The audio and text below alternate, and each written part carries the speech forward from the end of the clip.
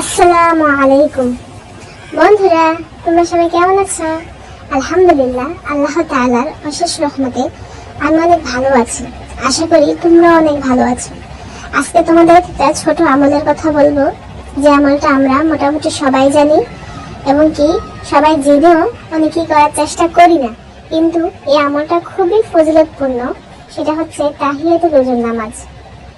আমরা যখনই ওযু করব, আমরা 2 রাকাত তাহিয়াতুল ওযুর নামাজটা পড়ে নেব। আমরা মহিলারা বাসায় থাকি, বাহিরে ততটা বের হতে হয় না। যারা গৃহিণী আছি আমরা, তাদের জন্য খুবই সহজ। আমরা কাজের ফাঁকে আমরা চেষ্টা করব যেন তাহিয়াতুল ওযুর নামাজটা পড়তে পারি। সকালে ফজর নামাজের আগে তাহিয়াতুল ওযুর নামাজ পড়া যায় না। ফজরের আজান দিলে ফজরের নামাজই পড়তে হয়।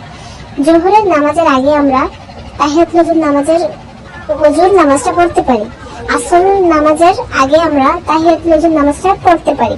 মাগরিবের আগে আমরা তাহিয়াতুল ওযুর নামাজ পড়তে পারবো না, কারণ মাগরিবের আজান দিলে আমরা মাগরিবের নামাজই পড়তে হবে। এবং এশার নামাজের আগে আমরা এশারের নামাজের জন্য যখন দাঁড়াবো, তখন আমরা তাহিয়াতুল ওযুর নামাজ 2 রাকাত পড়ে নেব। তো আমরা এই ছোট আমলটা চাইলেই করতে পারি। এই আমলটা বন্ধুরা খুবই ফজিলতপূর্ণ, খুবই ফজিলত আছে। আমরা চেষ্টা করব সকালে পড়ার জন্য। আমরা সবাই সবার জন্য দোয়া করি যেন সবাই আমলটা করতে পারি। ধন্যবাদ সবাইকে। আসসালামু আলাইকুম।